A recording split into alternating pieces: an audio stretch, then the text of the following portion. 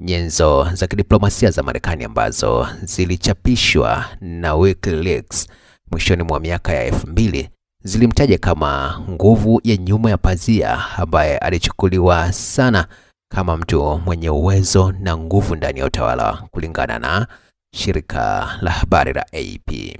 Hata hivyo, uteuzi wake bado unaweza kuwa na utata. Jamhuri ya Kiislamu ilianzishwa mwaka wa 1979 baada ya utawala wa kifalme kupinduliwa, na itikadi yake inategemea kanuni kwamba kiongozi mkuu anapaswa kuchaguliwa kwa sababu ya msimamo wake wa kidini na uongozi uliothibitishwa, si kwa kurithi.